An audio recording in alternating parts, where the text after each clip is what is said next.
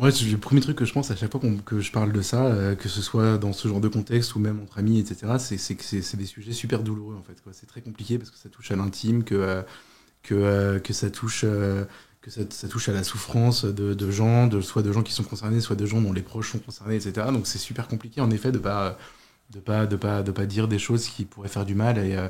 Et puis ensuite, puis ce sont des sujets quand même assez complexes. Et en fait, au fond, où je pense que les opinions sont relativement irréconciliables. Nous, on a vu quand même qu'on n'est pas d'accord sur le principe, en fait. Donc, du coup, après, c'est très compliqué de trouver des points d'entente, à part à la marge sur les soins palliatifs, évidemment. Donc, ouais, moi, j'ai toujours peur, un peu, quand on manie ce genre de débat, oui, d'être involontairement, mais d'être un peu dur, un peu violent. C'est pas évident. Mais je rejoins exactement ce qu'a dit Monsieur Lejeune. C'est un débat qui touche effectivement à l'intime. Et dans une position, qu'on soit favorable ou défavorable, on peut blesser des personnes. Quand on parle par exemple de la foi de certains, je sais que les positions que je défends peuvent blesser certaines personnes pour qui la vie est sacrée, puisqu'on parlait, même si c'était pas spécialement peut-être le sujet sur la vie est sacrée, mais oui, on peut blesser, évidemment, parce que voilà, on touche effectivement à des situations dramatiques dans des familles, à des personnes qui ont accompagné ou qui, hélas, vont devoir accompagner quelqu'un dans des situations où ils ne se sont pas respectés dans son choix. Mais c'était un débat serein, même si voilà, il y a des petites piques qui peuvent se passer, mais je pense, et c'est pas pour nous envoyer des fleurs, mais que c'est un débat intelligent qu'on peut avoir sur la fin de vie. Et j'espère qu'il y aura des débats intelligents qui se feront sur cette question-là, plutôt que des foires d'empoigne, qui ne servent absolument à rien. C'est aussi parce que je pense qu'on n'a pas de pouvoir, ni l'un ni l'autre. Alors vous avez le pouvoir de faire, entre guillemets, du lobbying, c'est pas péjoratif, hein, mais pour cette loi. Moi, j'en ai strictement aucun. Je pense que c'est plus compliqué dans le cadre notamment dans l'hémicycle d'une Assemblée nationale qui s'apprête à légiférer, où en fait il y a la décision finale. Moi, ce qui me dérange dans ce débat, c'est que j'ai l'impression que les dés sont pipés en réalité. Ça me fait très plaisir d'en parler avec vous ici, et c'est normal que ça se passe bien. Ce qui m'agace, c'est d'avoir le sentiment, et là c'est très politicien ce que je vais dire, mais qu'Emmanuel Macron, pour avoir une loi sociétale, va tout à coup donner raison. Alors on l'a vu avec Lynn Renault la semaine dernière dire oui, vous aurez cette loi. Lynn Renault prend une nouvelle fois la plume dans le journal du dimanche. Aux côtés d'Olivier Falorni, elle appelle la France et ses parlementaires à se saisir d'un sujet encore tabou, celui de la légalisation de l'aide active à mourir. Comment ne pas comprendre que certains de nos concitoyens, parce qu'ils sont atteints d'un cancer généralisé, d'une sclérose en plaques ou de la maladie de Charcot en phase avancée, souhaitent abréger leur vie?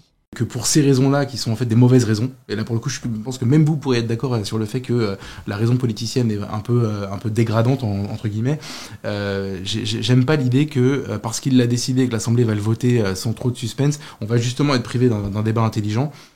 Et que ce qu'on a fait aujourd'hui ne se reproduise pas dans l'hémicycle. Objectivement, je pense que les députés de la majorité aujourd'hui qui s'apprêtent à voter ce texte n'ont à peu près pas d'avis sur la question, et je pense pas qu'ils deviennent spécialistes comme vous l'êtes en quelques semaines. Donc c'est la manière dont ce programme me désole un peu. Après, il y aura très certainement plus une foire d'empoigne à l'Assemblée nationale que nous on a pu avoir. Après, les députés ont déjà discuté. Oui.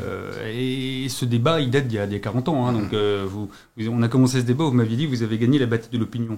Le but, c'est pas de gagner la bataille de l'opinion, mais effectivement, oui, évidemment.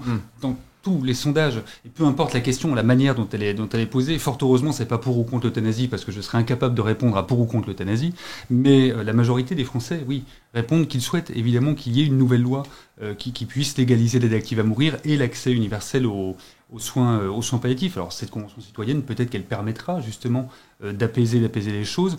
Maintenant, sans faire de politique politicienne, je pense également, comme vous, qu'effectivement, il y a peut-être un marqueur sociétal à faire pour Emmanuel Macron. Alors, il n'a pas dit à Lynn Renault qu'il allait faire la loi.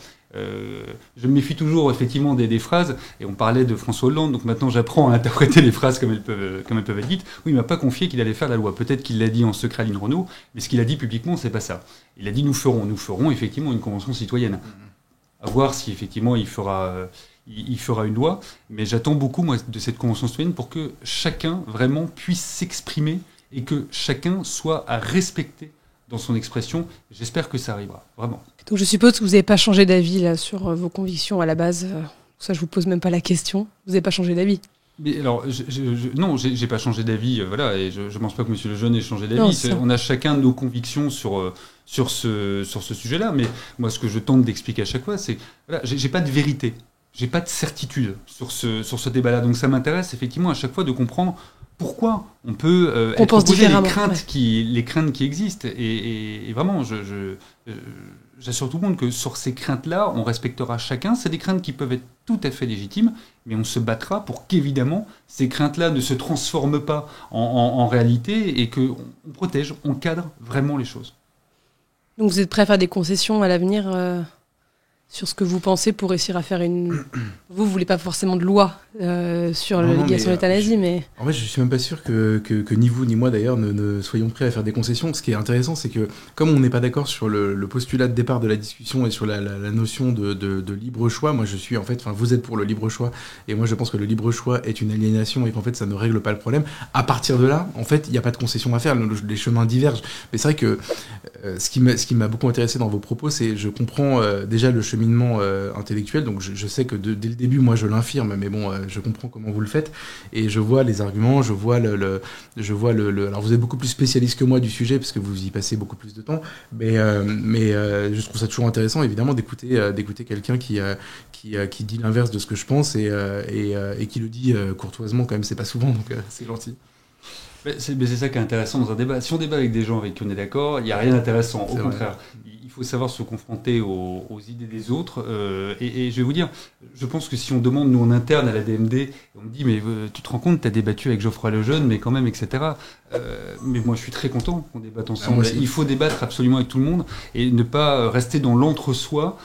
Parce que justement, on croit qu'on a des vérités ou des certitudes, qu'on reste dans l'entre-soi, et on ne regarde pas, on n'écoute pas les craintes, on n'écoute pas ce qui peut exister ailleurs. Donc il faut vraiment débattre avec tout le monde. Ça, je ne pourrais pas mieux le dire, en effet. Messieurs, c'était un plaisir de vous avoir reçus. Merci beaucoup. Merci.